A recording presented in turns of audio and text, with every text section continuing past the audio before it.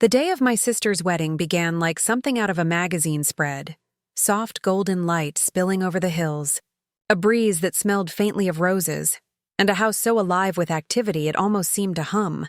I woke up to the sound of laughter echoing from the hallway, voices of bridesmaids and relatives fluttering like a swarm of excited birds. Downstairs, my mother was already instructing the florist about table arrangements, her voice brisk and cheerful. Everything was perfect, or so it seemed. Everything except the quiet ache in my chest that I'd learned to hide too well. My sister Lily was getting married, and even though I was her only sibling, I couldn't shake the feeling that I was just a prop in her grand production, a piece of background scenery meant to make her shine brighter. By noon, the house had transformed into a blur of perfume, laughter, and satin. I helped my mother pin corsages, iron napkins, and hand out water bottles to the bridesmaids who were running around in pastel dresses. Every time I offered help, my mother's eyes flicked over me with polite detachment, as if she wasn't quite sure how to include me. She saved her real smiles for Lily, her perfect daughter, the one with the gleaming smile and the kind of grace that drew people like moths to light. I'd grown up watching her win every ounce of affection I had quietly craved. She was always the beautiful one, the one who made friends easily, who got invited everywhere. I was the shadow in her photographs, the one standing slightly out of frame. Still, I told myself today wasn't about me. I'd be happy for her. I'd sit through the ceremony, smile through the pictures, and maybe, just maybe, tonight would be the night my family saw me as something more than the spare daughter. I spent an hour getting ready, curling my hair into soft waves, wearing the navy blue dress Lily had chosen for me. "It'll match the color theme," she'd said when she handed it to me weeks ago, her tone sweet but dismissive, like she was checking off an obligation. I had smiled anyway, pretending not to notice how she'd picked a shade that would blend in with the decor rather than stand out. At the church, everything gleamed. Ivory roses lined the pews, the scent heady and pure. The chandeliers above scattered gold light over rows of polished faces. I sat near the middle, my parents up front beside Lily, their posture proud, beaming at her like she was royalty. When the music began and she walked down the aisle on our father's arm, I felt tears sting my eyes. Not of jealousy exactly, but something deeper, something I couldn't name. Pride, maybe. Grief, too. Grief for what had never been mine. The ceremony was perfect, of course. The priest's words melted into the warm light. The vows sounded like poetry. Ryan, her groom, was handsome and charming, smiling at her like she was the center of the universe. When they exchanged rings, everyone clapped, and I clapped too, even though my hands felt heavy. The moment passed like a dream, and then the crowd poured out into the afternoon sun, laughing and snapping photos. The reception hall was like a palace. White drapes flowing from the ceiling, crystal glasses glittering on every table. My heart sank a little when I looked for my name on the seating chart. I found it, of course, but not near the front where the family labels were carefully written in elegant script. My name was tucked all the way at the back, table 18, between friends of groom's cousin and colleague guests. I blinked, thinking it was a mistake. Surely they hadn't— "Mom," I said, catching her near the entrance. "There must be an error. My name's not at the family table." She barely looked at me. "Oh, honey," she said, adjusting her bracelet. "Those seats filled up quickly. You don't mind, do you? You'll still have a great view of the dance floor." I opened my mouth to protest, but she was already walking away, her attention captured by a guest who'd just arrived. I stood there for a long second, clutching my little name card, feeling my throat tighten. Around me, laughter swelled like a tide, families hugging, cousins taking pictures, the sound of glasses clinking. So, I walked to the back. My table was right beside the sound system, where the music thumped faintly through the floor. The tablecloth was slightly wrinkled, the view blocked by a column. No one at the table seemed to know me. They smiled politely before turning back to their conversations.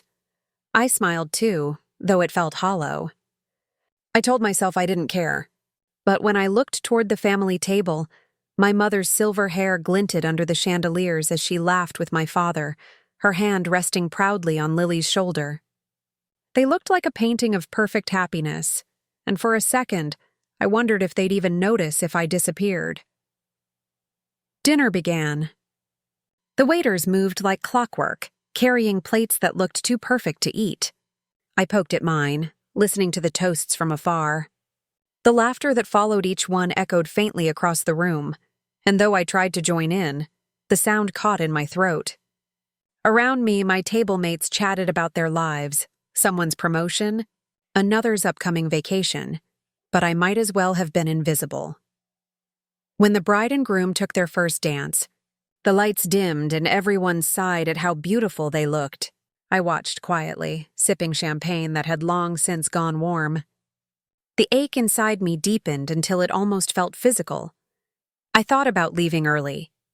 I imagined slipping out quietly, taking a cab home, maybe crying in the silence of my room before falling asleep. But something, stubbornness, pride, or maybe that desperate hope for connection, kept me glued to my seat. Then, just as the band started another song, I heard a low, calm voice beside me. "Is this seat taken?" I turned. A man stood there, tall, well-dressed, his tie slightly loosened as if he'd already had enough of the formality. His eyes were sharp but kind, his posture confident in that effortless way that drew attention without asking for it. I blinked, momentarily startled. "No," I said, gesturing to the chair. "Go ahead." He sat down, setting his champagne glass on the table. For a few seconds, neither of us spoke. He scanned the room, his gaze moving from the chandeliers to the crowded dance floor before settling on me. "You don't look like you belong at this table," he said softly, not unkindly. I let out a short, bitter laugh. "You noticed?" He smiled faintly. "I notice things people try to hide." I tilted my head. "And what do you think I'm hiding?" He shrugged. "A story. Maybe a long one." There was something about his tone, half teasing, half serious, that made me look at him differently. He introduced himself as Ethan. When I told him my name, he repeated it slowly, like he wanted to remember it. "Well, Clara," he said, raising his glass slightly. "To misplaced guests and strange company." I laughed, the sound surprising even me. "You too?" "Let's just say I don't quite fit with my side of the family either," he replied. And for a moment I saw a flicker of something in his eyes, a shadow. Maybe, or a memory he didn't want to touch. We talked, not about weddings or small talk, but about little things. How long the speeches were, how the DJ kept replaying the same song, how the bride's bouquet looked like it cost more than a semester of rent. He made me laugh so hard I forgot, for a few precious minutes, that I wasn't wanted there. At one point, the bride and groom passed by our table. Lily didn't even glance my way. She was radiant, of course, her dress shimmering under the lights, her hand resting lightly in Ryan's. My parents followed close behind, laughing with the important guests. I caught my mother's eye for a fraction of a second, and she gave me a distracted smile before turning away again. Ethan leaned closer. "Is that your family?" "Yes," I said, my voice quiet. He didn't ask more, and I was grateful. As the night wore on, I began to feel something shift. Maybe it was the champagne, maybe it was Ethan's quiet attention, but for the first time that night, I didn't feel completely invisible. The world around me blurred into golden light and laughter, and I found myself telling him stories. Small things from childhood, silly mistakes, and memories of growing up in Lily's shadow. He listened. Really listened. When the band switched to a slower tune, he glanced toward the dance floor and said, "Come on. Let's show them how the back table guests dance." I hesitated, but his grin was infectious. He stood and offered his hand, and before I could overthink it, I took it. His hand was warm, steady. The crowd barely noticed us as we moved onto the edge of the dance floor, but I didn't care. We danced, not perfectly, not gracefully, but freely. I laughed as he spun me clumsily, nearly stepping on my dress. For once, I wasn't the forgotten sister or the extra guest. I was just me. When the song ended, he leaned in and said quietly, "You deserve a better table." Something in his tone made me look up, but before I could reply, someone called his name from across the room. He gave me a half smile, almost apologetic, and said, "Don't go anywhere, Clara. Tonight's not over yet." As he disappeared into the crowd, I stood there breathless, my heart pounding with a mix of confusion and curiosity. Maybe it was nothing. Maybe he was just a stranger making polite conversation. But deep down, I felt it, the strange, electric certainty that my sister's wedding wasn't just a night of celebration. It was the beginning of something I couldn't yet name, and for the first time in my life, I was no longer content to sit quietly in the background.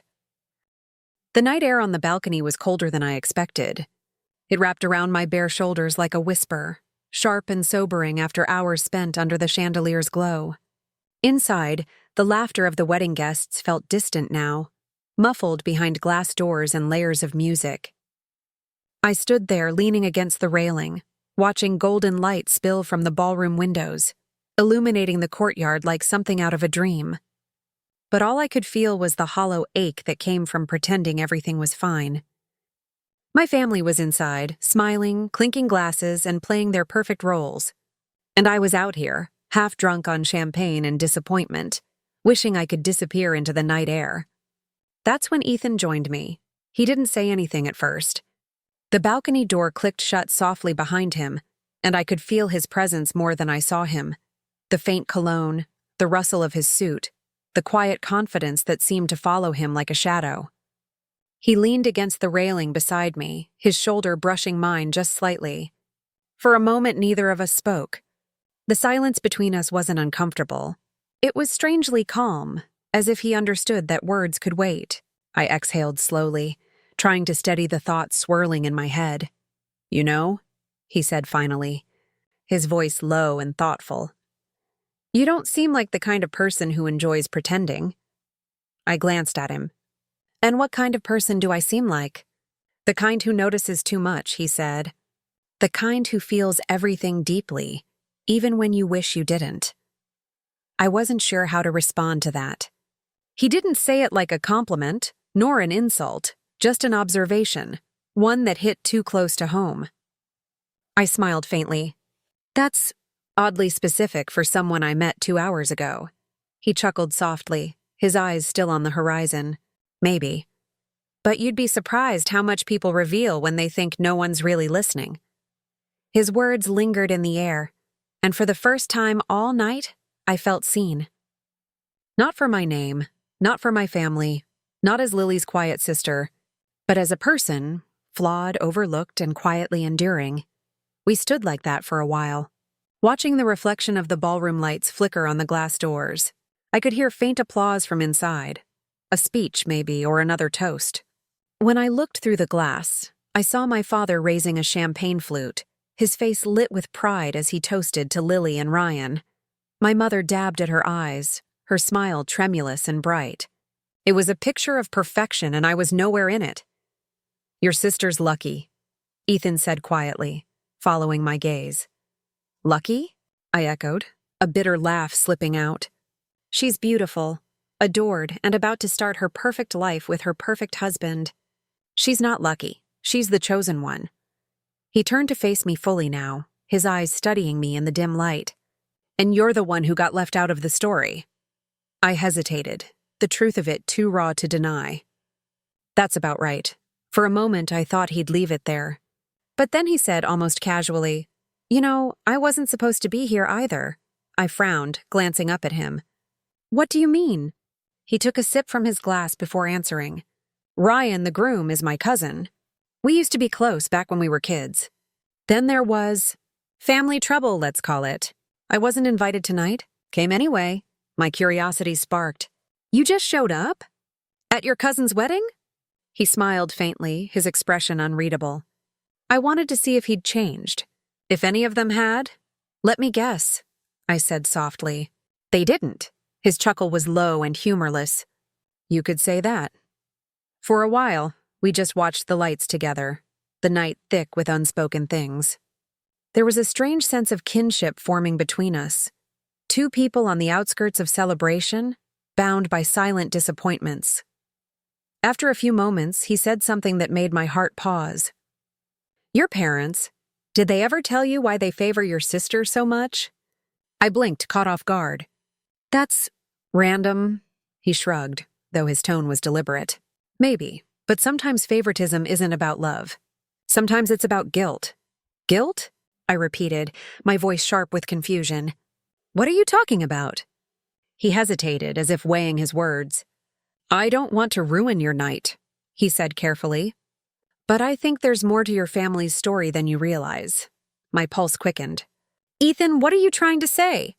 He turned to face me, his eyes dark under the soft glow of the balcony lights. A few years ago, your father and my uncle, Ryan's father, were business partners. They ran an investment firm together. Things went badly, very bad. The company almost went under, but then somehow, your father came out clean, and my uncle took the fall. I felt a chill crawl down my spine. I didn't know anything about that. I'm not surprised, he said. Your family probably doesn't talk about it, but it gets worse. He took a deep breath before continuing. From what I've heard, your father didn't just walk away unscathed. He shifted the blame, moved some accounts around, and made it look like my uncle was the one who mishandled the money. Ryan's family lost almost everything. I stared at him, stunned. That can't be true. My father's... He wouldn't what? Ethan interrupted softly. Do something wrong to protect his reputation?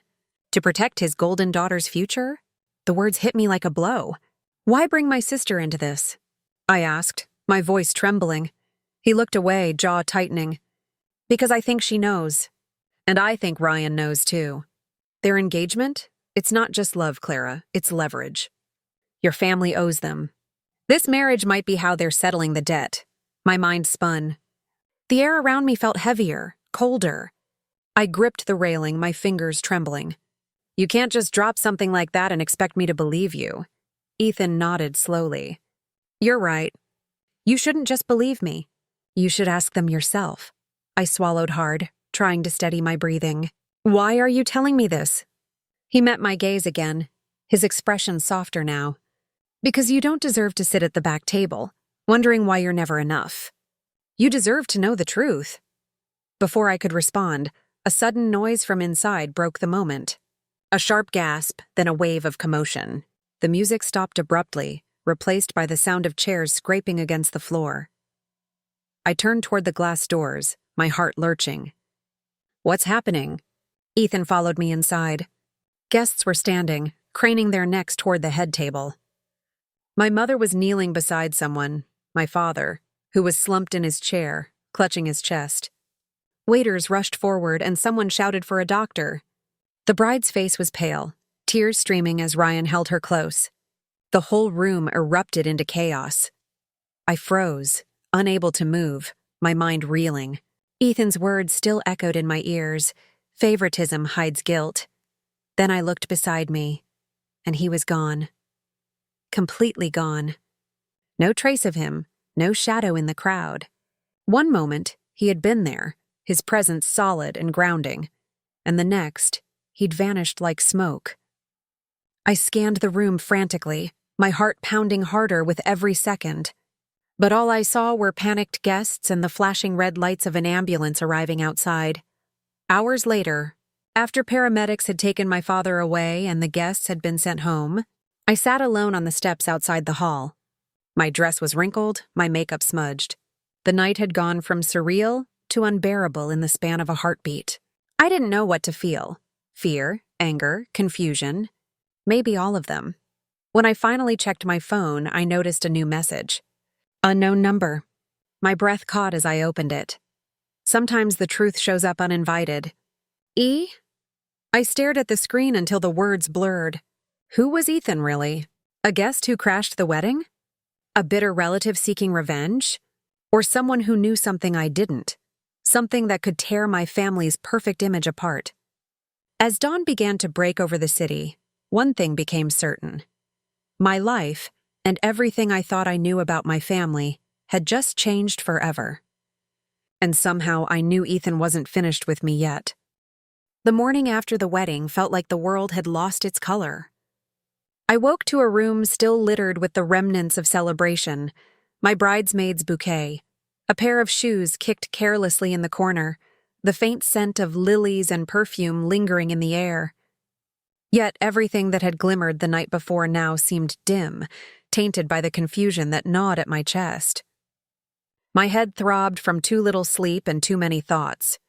The image of my father collapsing at the reception haunted me, but so did Ethan's voice, the calm, certain way he had said those words. Favoritism hides guilt. It played on repeat in my mind, growing louder every time I tried to silence it. I didn't know who Ethan really was or why he had told me what he did, but his words had cracked something open inside me, something that refused to be ignored.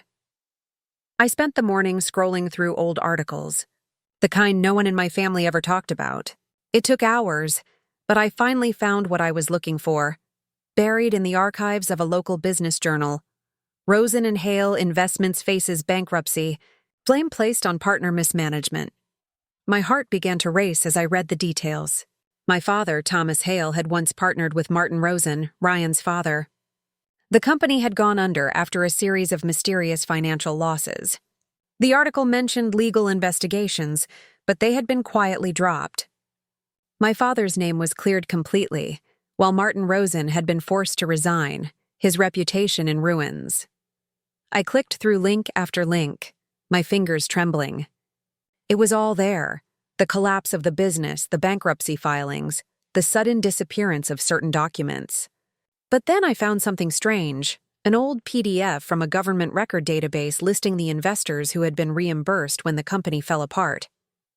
One name stood out like a flare in the dark, Lily Hale. I stared at it for a long moment, unable to process what I was seeing. Lily had been barely out of college at the time, living off my parents and working part-time at a boutique. She couldn't have possibly invested in a multi-million-dollar company. Yet the record showed that she had been reimbursed for over $400,000, money that was supposedly lost during the collapse. My pulse pounded in my ears. The pieces started falling into place. The reason Lily was always treated like the favorite. The reason my parents were always so protective of her. It wasn't just love. It was guilt. Or worse, complicity. By evening, I couldn't take it anymore. I printed the documents and drove straight to my parents' house. The sky was turning violet, the streets eerily quiet as if even the world was holding its breath. When I pulled into their driveway, I saw their car lights still on, the faint sound of the TV leaking through the living room window. They looked peaceful, content, like people who believed their secrets were safe. I walked in without knocking. My mother looked up from the couch, startled, a glass of wine in her hand. "Clara, what are you doing here, sweetheart?" "Don't call me that," I said, my voice shaking. I dropped the printed pages onto the coffee table. "You want to explain this?" My father frowned, leaning forward to pick them up. His eyes flicked across the papers, and in an instant, the color drained from his face. My mother's smile faltered. "Where did you get these?" my father asked sharply. "Doesn't matter," I said. "What matters is that Lily's name is all over these financial records. She got reimbursed for an investment she couldn't possibly have made. You used her name to cover your tracks, didn't you? You shifted the money under her account to hide the scandal." My mother set her glass down too quickly, spilling wine on her dress. "Clara, you don't understand." "Oh, I understand perfectly," I cut her off, my voice rising. "You built her up as the perfect daughter because she helped you hide the truth. You made her the golden child, the favorite, while what? I was the reminder of everything you wanted to forget?" My father's expression hardened. "You shouldn't dig into things you don't understand. This isn't your concern." "My concern?" I laughed bitterly. "You ruined another family's life. Ryan's father lost everything while you came out spotless. You used your own daughter as a front and let the Rosens take the fall." My mother's hands were trembling now. "We did what we had to do to protect this family," she whispered. "Protect?" I snapped. "You mean protect your image." The room fell silent except for the ticking of the clock on the wall. My father finally spoke again, his voice low and cold. "Clara, you've always had a problem knowing when to stop. You think the world runs on fairness and honesty? It doesn't. It runs on power. We did what was necessary. And you think that excuses everything?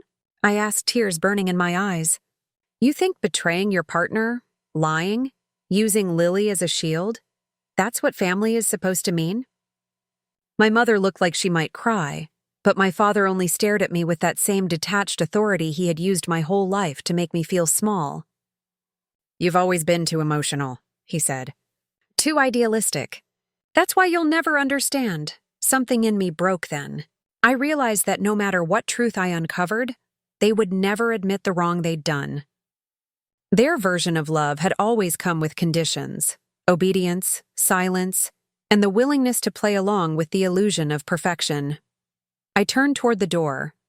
You know, I said quietly, all those years you treated me like the outsider, I thought it was because I wasn't good enough. Turns out I just wasn't corrupt enough to belong. I didn't wait for their reply. I walked out into the cool night air, shaking so hard I could barely breathe. The sky was dark now, stars scattered faintly above, and for the first time, I felt utterly free and utterly alone. When I got home, my phone buzzed on the table. A new message from an unknown number. My heart lurched. Told you they were hiding something. I sank onto the couch, the glow from the screen lighting my face. I typed back before I could stop myself. Who are you? What do you want from me? No reply came. Just silence. A week passed and the storm broke. It started with an online headline. Business scandal reopens. New evidence surfaces in Hale Rosen case. The article contained details that hadn't been public before. Copies of the same documents I'd found. Proof that funds were diverted into Lily's account years ago. My father's name was everywhere. So was my mother's. Their law firm released a statement denying everything, but the damage was done. Investigations reopened, investors came forward, and within days, my father's company suspended operations. Someone had leaked those files. Someone with access to them, and motive. I reread Ethan's message again and again, realizing that maybe this was never just a coincidence. He hadn't just stumbled into that wedding. He'd planned it. He knew exactly who I was and what my family had done. He'd sat beside me not out of chance, but because he wanted me to see the truth. The thought terrified and fascinated me all at once. Had I been a pawn in his revenge? Or an ally he'd chosen to open my family's secrets from within? Weeks turned into months. Reporters swarmed our old neighborhood. Headlines shifted from respected lawyer faces accusations to Hale family under investigation for fraud. My parents stopped answering my calls, and Lily moved out of the city with Ryan. I heard rumors that their marriage was crumbling under the weight of scandal. I didn't feel satisfaction, not really. Just a quiet, cold sense of inevitability. One evening, as I sat by my apartment window watching rain streak down the glass, my phone rang. It was Lily. Her voice trembled when she spoke. Clara, she said, you ruined us. No, I said softly. You ruined yourselves. I just stopped pretending. You don't understand, she cried. You've destroyed everything Dad worked for. Everything we built. I hesitated before answering. Maybe that's the problem, Lily. You think lies are something to build on. There was silence on the other end. Then a broken sob before the line went dead. I sat there in the dim light, staring at my reflection in the window. I didn't feel triumphant. I felt emptied, washed clean in a way that hurt. My family's empire of appearances had finally collapsed, and somehow I had survived it. I never heard from Ethan again. Not a single call, not another message. Sometimes I wondered if he had watched the news and smiled, satisfied that justice, or vengeance, had finally been served. Maybe he was never meant to stay. Maybe he was the storm that came to break my illusion. But sometimes, late at night, I'd find myself replaying that moment at the wedding, the dim lights, the music, the way he looked at me like he already knew what was buried beneath the surface. And I'd realize that in some strange, twisted way, he had given me something I never thought I'd have. Clarity. For so long, I had begged to be seen, to be loved, To be part of a family that valued truth over appearances. Now, even though everything had fallen apart, I finally understood the power of being honest, even if it meant standing alone. As I turned off the light that night, I smiled faintly to myself. Sometimes revenge doesn't come from anger or destruction. Sometimes it comes from truth, the kind that burns away everything false until only what's real remains. And for the first time in my life, I wasn't invisible anymore. I was free,